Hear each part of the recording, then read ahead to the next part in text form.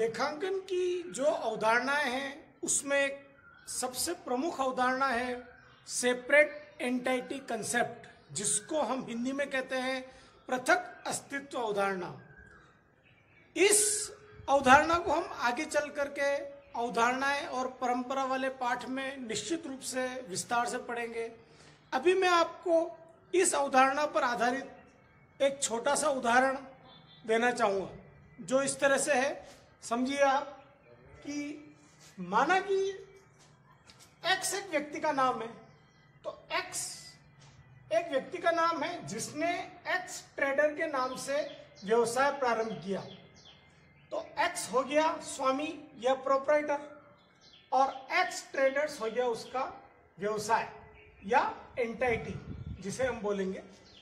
तो देखिए क्या होता है कि एक्स तो एक प्राकृतिक व्यक्ति है, जैसे आप और हम व्यक्ति है ना, जिसके हाथ पैर मुंह नाक होते हैं, ठीक उसी तरह से एक्स भी एक व्यक्ति है, प्राकृतिक व्यक्ति, जिसके सभी शरीर के अंग हैं और वो एक नेचुरल पर्सन है। परंतु जो वो व्यवसाय प्रारंभ कर रहा है, जो उसकी शॉप है, जो उसका बिजनेस है, जो उसकी एंटिटी है, वो आर्टिफिशियल पर्सन है। यानी हम ये कह सकते हैं कि एक्स और एक्स की दुकान दो अलग अलग व्यक्ति है ना। तो एक्स और एक्स ट्रेडर्स दोनों ही डिफरेंट है, इस बात को हमेशा दिमाग में रखना। तो अगर एक्स ने व्यापार प्रारंभ किया एक्स ट्रेडर्स के नाम से, तो हम ये मानेंगे कि एक्स ने पैसा एक्स ट्रेडर्स में इन्वेस्ट किया। क्या किया? इन्वेस्ट किया, है ना। तो आपको मालूम है कि जब हम कहीं पैसा इन्वेस्ट करते हैं तो वो हमारे लिए संपत्ति होती है। तो ठीक इसी प्रकार से एक्स के द्वारा जो एक्स ट्रेडर्स में पैसा लगाया गया वो एक्स के लिए इन्वेस्टमेंट कहलाएगा, यानी निवेश। तो ये उसके लिए एक्स के लिए क्या है? एक प्रकार की संपत्ति है। जैसे हम बैंक में एफडी वगैरह करते हैं तो हमारी संपत्ति होती है वो ना, ठीक उसी प्रकार से एक्स ने एक्स ट्रेडर्स को पैसा इन्वेस्ट किया, तो एक्स के लिए ये चीज इन्वेस्टमेंट कहलाएगी, जिसको हम संपत्ति के रूप में एक्स के लिए वर्गीकृत करेंगे। लेकिन एक्स ट्रेडर्स जो कि एक व्यवसाय का नाम है और एक अलग आर्टिफिशियल पर्सन है, उसने पैसा एक्स से लिया। किससे लिया? एक्स से। तो जो पैसा एक्स ने एक्स ट्रेडर्स को दिया, या यूं कह सकते हैं एक्स ट्रेडर्स ने एक्स से लिया, वो पैसा एक्स ट्रेडर्स के लिए कहलाएगा कैपिटल। क्या कहलाएगा? कैपिटल, यानी पूंजी। देखिए अर्थशास्त्र में पूंजी का अर्थ अलग होता है और लेखा शास्त्र में पूंजी का अर्थ अलग होता है। अर्थशास्त्र में पूंजी वो होती है जो और अधिक धन कमाने के लिए काम में लगाई जाती है ना। लेकिन यहां लेखा शास्त्र में पूंजी का अर्थ बिल्कुल ही अलग है। ठीक है, इसके अंदर लेखा शास्त्र में पूंजी वो कही जाएगी जो कि स्वामी ने किसी व्यवसाय में लगाई है। ठीक है, तो एक्स ने एक्स ट्रेडर्स के अंदर जो पैसा लगाया है वो एक्स ट्रेडर्स के लिए कैपिटल या पूंजी कहलाएगी। अब बात आती है कि ये जो पूंजी है, ये पूंजी जब एक्स ट्रेडर्स व्यापार बंद करेगा, एक्स ट्रेडर्स का व्यापार समाप्त होगा, तो किसको लौटानी पड़ेगी वापस? जिससे उसने उधार ली, यानी एक्स को। तो ठीक इस प्रकार हम इस बात को समझ सकते हैं कि एक्स ने पैसा एक्स ट्रेडर्स को उधार दिया है, जो कि वापस एक्स ट्रेडर्स एक्स को लौटाएगा। तो ये पैसा जो उधार दिया गया है एक्स के द्वारा एक्स ट्रेडर्स को, वो एक्स ट्रेडर्स के लिए पूंजी है, जो कि एक्स ट्रेडर्स की दायित्व मानी जाएगी। एक्स ट्रेडर्स का क्या है? ये दायित्व यानी लायबिलिटी। तो आप इस बात को अच्छी तरह समझ लीजिए कि हम पूरी अकाउंटिंग जो पढ़ते हैं, हम पूरी अकाउंटेंसी में जिसके अकाउंट्स मेंटेन करते हैं, वो कभी भी स्वामी के अकाउंट मेंटेन नहीं करते। हम अकाउंट मेंटेन करते हैं व्यवसाय के, एंटिटी के, है ना। तो कैपिटल हमारे लिए दायित्व ही है, होगी संपत्ति उसके लिए, वो उसकी पर्सनल लाइफ है, उससे अपने को मतलब नहीं है। हो सकता है एक्स ने एक अलग दुकान एक्स कुमार के नाम से और अलग खोल रखी है, तो वहां उसका इन्वेस्टमेंट है, वो उसका अलग मैटर है, उसके घर पे अपने को नहीं जाना है। अपने को एक्स ट्रेडर्स के व्यवसाय की बात कर रहे हैं, तो एक्स ट्रेडर्स के लिए कैपिटल दायित्व कहलाएगी। इस प्रकार से हम ये कह सकते हैं कि स्वामी जो व्यवसाय में पैसा लगाता है वो व्यवसाय के लिए कैपिटल कहलाती है, जो कि उसका दायित्व होता है। अब यहां ध्यान दे दीजिए कि स्वामी कौन होता है। स्वामी वो व्यक्ति होता है जो किसी व्यवसाय में पूंजी लगाता है, पैसा लगाता है और रिस्क उठाता है।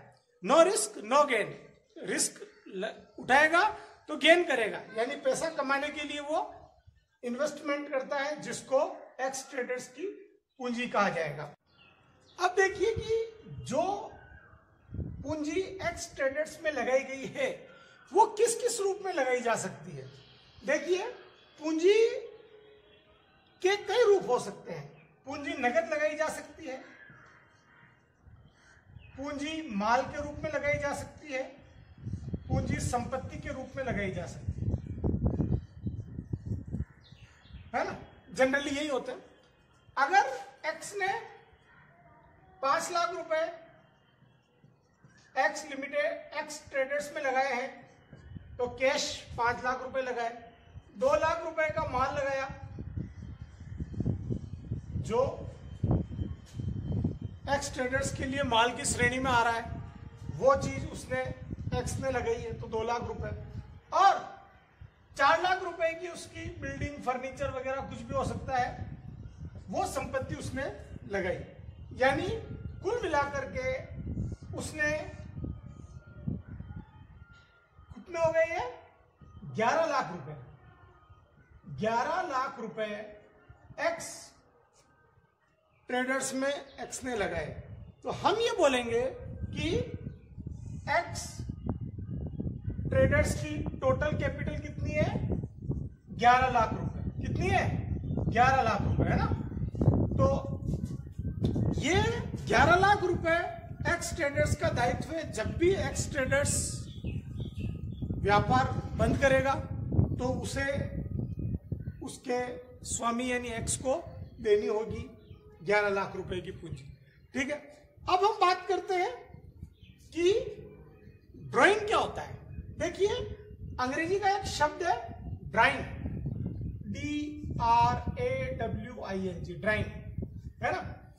आमतौर पर आपको मालूम है कि ड्राइंग क्या होता है, किसी चीज को ड्रा करना। जैसे मैंने पेन यूं ड्रा किया तो ये ड्रा हो गया, है ना। तो ड्रा का अर्थ होता है खींचना। मैंने एक लाइन खींची ना भी, तो ये ड्रा का अर्थ क्या हो गया, खींचना। तो आप ये समझ लीजिए कि इसी तरह से अकाउंटेंसी में भी ड्राइंग का अर्थ निकलता है। कैसे, देखिए कि जो पूंजी लगाई गई है 11 लाख रुपए, उसमें से वापस स्वामी जितना पैसा खींच लेता है, कि खींच लेता है यानी निकाल लेता है, खींच लेता है यानी निकाल लेता है, वो चीज उतना रुपया ड्राइंग कहलाएगा। किसके लिए, एक्स ट्रेडर्स के लिए। अगर मान लीजिए इस 11 लाख रुपए में से 11 लाख रुपए में से 11 लाख पूंजी में से, सॉरी, रुपए तो 5 लाख है, 2 लाख का माल है और 4 लाख की संपत्ति है। कुल 11 लाख की पूंजी में से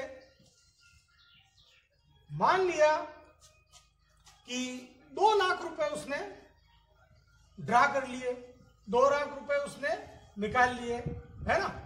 तो 2 लाख रुपए का फ्लो इधर से इधर होगा।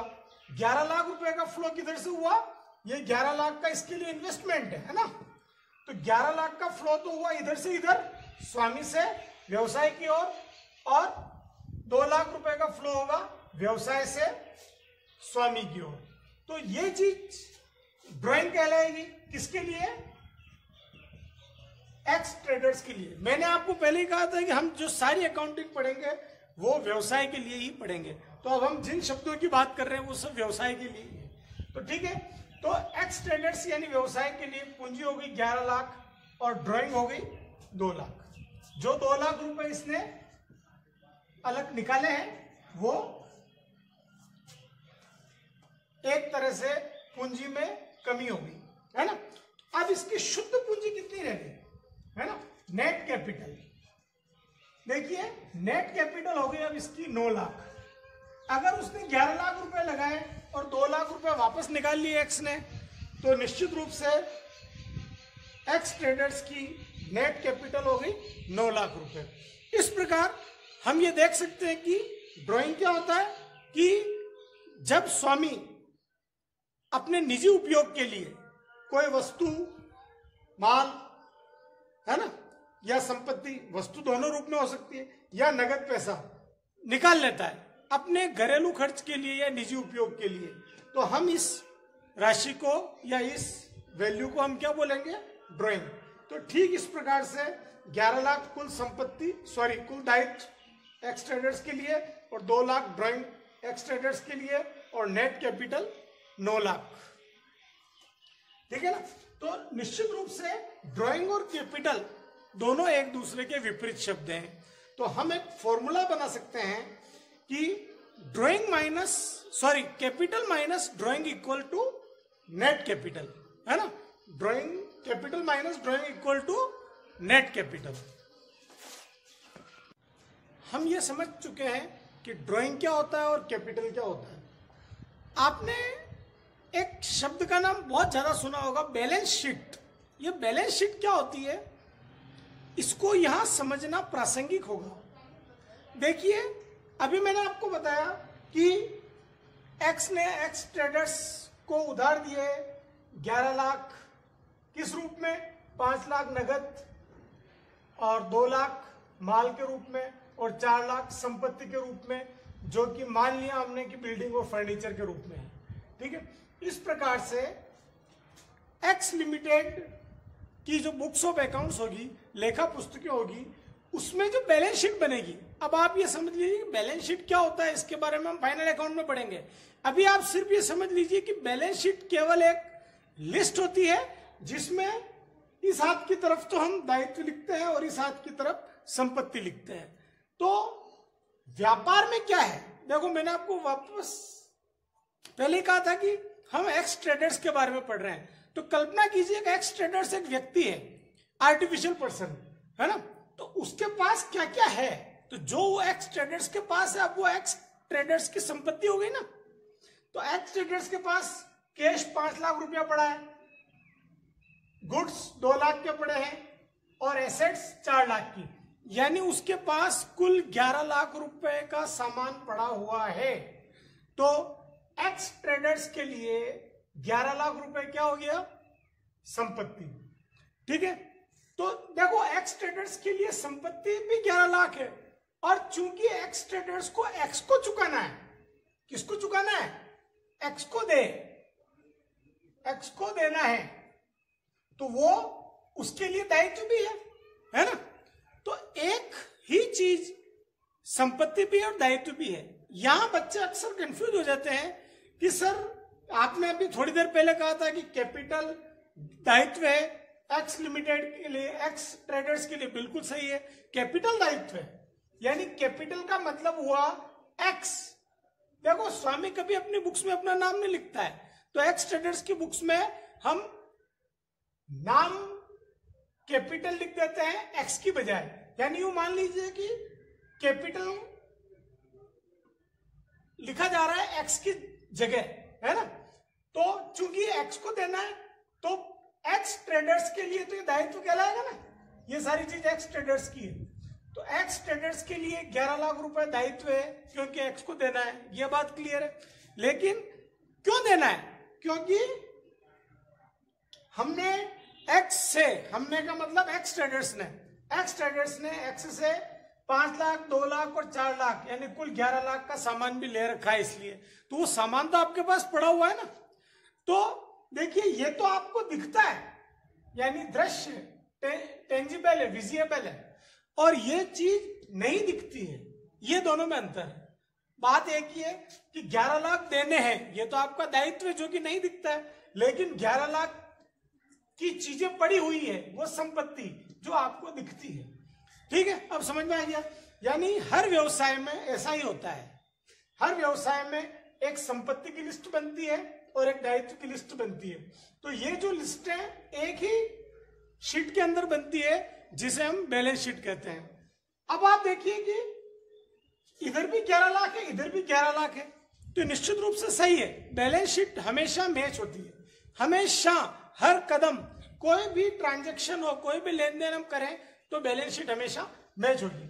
देखिए एक ट्रांजैक्शन, पहला ट्रांजैक्शन एक्स ट्रेडर्स की बुक्स में ये हुआ कि पूंजी लगा दी, तो 11 लाख दायित्व भी हो गया और 11 लाख संपत्ति, ये क्लियर। दूसरा लेन देन भी मैंने बात की थी कि 11 लाख में से 2 लाख ड्राइंग हो गया। अब ये 2 लाख किस रूप में हुआ, सोचिए, मानिए कि पहले 5 लाख रुपए था, तो दूसरा ट्रांजैक्शन उसने 2 लाख का सामान निकालने का किया, तो क्या किया कि 5 लाख में से उसने 50,000 रुपए नगद निकाल लिए, व्यापार में कितने बचे, 4.5 लाख, और 2 लाख रुपए के माल में से उसने फिर 50,000 रुपए का माल निकाल लिया, तो व्यापार में कितना माल बचा, 1.5 लाख रुपए का, और 4 लाख की संपत्ति बिल्डिंग और फर्नीचर में से 1 लाख रुपया उसने निकाल लिया, तो संपत्ति कितनी बची, एसेट्स बिल्डिंग और फर्नीचर के रूप में 3 लाख रुपया, तो यानी कुल 3, 1.5 लाख और 4.5, कुल 9 लाख रुपए का सामान बचा हुआ है, क्योंकि 2 लाख रुपए का सामान उसने निकाल लिया, यानी 11 लाख पहले था, अब 9 लाख ही रखा। सही बात है, क्यों, क्योंकि इधर कम पड़ गया ना, 5 लाख में से अगर 50,000 निकाल लेंगे तो 4.5 लाख ही बचेंगे, ठीक है। इस प्रकार से 2 लाख में से 50,000 निकाल लेंगे, 1.5 लाख ही बचेंगे, 4 लाख में से 1 लाख निकाल लेंगे तो 3 लाख ही बचेंगे, यानी 9 लाख रुपए की संपत्तियां बची हुई है, ये संपत्ति पक्ष है ना। तो अब देखिए, चूंकि 9 लाख रुपए की संपत्तियां हैं और 11 लाख देना, ऐसा तो हो नहीं सकता, तो निश्चित रूप से अब देना भी आपको 9 लाख ही है एक्स को। क्यों, क्योंकि मैंने आपको कहा कि 11 लाख में से 2 लाख ड्राइंग के घट गए, है ना। हमने अभी बात की थी कि ड्राइंग में, कैपिटल में से ड्राइंग लेस होने के बाद नेट कैपिटल आती है, यानी अब एक्स ट्रेडर्स का दायित्व कम पड़ करके 9 लाख रुपए ही रह गया है ना। तो 11 लाख माइनस 2 लाख 9 लाख, तो क्या हो गया कि इस लेन देन से 2 लाख इधर भी कम पड़े और 2 लाख इधर भी कम पड़े, यानी दोनों तरफ 9 लाख। तो देखो पहले भी 11 लाख बराबर आ रही थी बैलेंस शीट की टोटल, और अब भी 9 लाख बराबर आ रही है।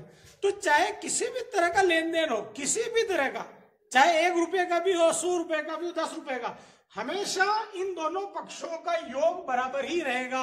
ये हम आगे चल करके डिटेल में पढ़ेंगे, ठीक है। अब बात करते हैं कि एक ट्रांजैक्शन और यहां समझना प्रासंगिक होगा कि मान लीजिए उसको 2 लाख रुपए निकालने के बाद लगा कि नहीं यार, हमें पैसे की वापस जरूरत है, 2 लाख तो घर पे चाहिए थे इसलिए मैंने निकाल लिए, लेकिन मेरा एक मित्र है सुनील, वो मुझे 20,000 रुपए दे सकता है। ये कौन कह रहा है, एक्स कह रहा है। ध्यान दीजिएगा, एक्स ट्रेडर्स ही ये सब लेन देन कर रहा है, लेकिन चूंकि एक्स ट्रेडर्स आर्टिफिशियल पर्सन है, इसलिए उसको रिप्रेजेंट करने का काम कौन कर रहा है, एक्स, है ना। तो लेन देन एक्स ट्रेडर्स के हैं, लेकिन कार्य कौन करेगा, एक्स। तो एक्स का एक दोस्त है, कौन है, जिसका नाम है सुनील। उसने सुनील को प्रस्ताव दिया कि मुझे आप 20,000 रुपए उधार दे दीजिए। तो सुनील ने, उसका मित्र था, मना नहीं किया कि व्यवसाय शुरू किया इसलिए मैं दे देता हूं। तो सुनील ने किसको पैसा उधार दिया है, एक्स ट्रेडर्स को, है ना। दिया भले एक्स के हाथ में, लेकिन माना जाएगा कि एक्स ट्रेडर्स को पैसा दिया गया है। तो अब जैसे एक्स ट्रेडर्स के पास 20,000 रुपए और आएगा, तो एक्स ट्रांजैक्शन नंबर 2 के बाद कैश कितना था, 4.5 लाख रुपया, और 20,000 रुपया और आ गया। तो अब एक्स ट्रेडर्स के बाद नगद कितना हो गया, 4,70,000 रुपया, है ना। 4.5 लाख में 20,000 जुड़ गया, 4,70,000 हो गया। मान लिया कि बाकी में कोई चेंज नहीं हुआ, ये गुड्स जो 1.5 लाख बचा था, 1.5 लाख यूं का भी पड़ा है, और बिल्डिंग और फर्नीचर जो 3 लाख थी वो 3 लाख यूं की भी पड़ी है। केवल 20,000 रुपए उसने सुनील से लिए लोन के रूप में, तो ये 20,000 रुपए आ गए। तो ये 20,000 रुपए जो सुनील से लोन के रूप में एक्स ट्रेडर्स ने लिए हैं, वो एक्स ट्रेडर्स का दायित्व है, निश्चित रूप से दायित्व है। ये भी दायित्व, तो इसको दायित्व की लिस्ट में लिखेंगे, और इस खाते का नाम हम लिखेंगे लोन फ्रॉम सुनील, सुनील से ऋण लिया। तो अब देखिए, एक्स ट्रेडर्स के पास 2 प्रकार के दायित्व हो गए हैं। कितने प्रकार के, 2 प्रकार के। संपत्तियां तो कई तरह की है, संपत्तियों के प्रकार हम बाद में विस्तृत पढ़ेंगे। अभी हम केवल दायित्वों के 2 प्रकार की बात कर रहे हैं। संपत्तियों को सभी को एक साथ मान करके यही समझेंगे कि 9,20,000 रुपए की कुल संपत्तियां हैं, ठीक है, अभी के लिए। लेकिन आप ये समझिए कि इस लेन देन से, यानी 20,000 रुपए उधार लेने से एक्स ट्रेडर्स की बुक्स ऑफ अकाउंट्स में 2 प्रकार के दायित्व हो गए हैं। देखो, मैंने आपको बताया कैपिटल पहले से दायित्व था 9 लाख रुपए नेट कैपिटल, है ना। तो 9 लाख रुपए नेट कैपिटल पहले से ही दायित्व है, और सुनील को देना है पैसा, वो भी दायित्व है। तो एक तरह से 2 दायित्व हो गए एक्स ट्रेडर्स के। लेकिन इन दोनों दायित्वों में बेसिकली बहुत डिफरेंस है। वो डिफरेंस क्या है कि अगर व्यापार बंद होता है तो एक्स ट्रेडर्स पहले किसका भुगतान करेगा? सुनील का, एक्स का नहीं करेगा, क्योंकि एक्स तो उसका स्वामी, उसको तो बाद में बचेगा, वो लेना ही है उसको। तो वो किसका भुगतान करेगा? सुनील का भुगतान करेगा निश्चित रूप से। तो सुनील का भुगतान पहले करेगा, और क्योंकि सुनील बाहरी दायित्व है, एक्स तो खुद आंतरिक दायित्व है क्योंकि वो स्वामी है। तो हम ये कह सकते हैं कि दायित्व 2 प्रकार के होते हैं। एक तो बाहरी दायित्व, जैसा कि इस उदाहरण में सुनील बाहरी दायित्व है, और दूसरा आंतरिक दायित्व जो कि पूंजी। तो प्रत्येक व्यवसाय में पूंजी को आंतरिक दायित्व माना जाता है, और बाकी सारे दायित्वों को, बाकी जिनसे भी वो उधार लेता है, जो भी लेनदार है वगैरह, लोन, बैंक लोन, या उसका कोई दोस्त, किसी से भी, तो उन सभी को बाहरी दायित्व के रूप में वर्गीकृत किया जाता है।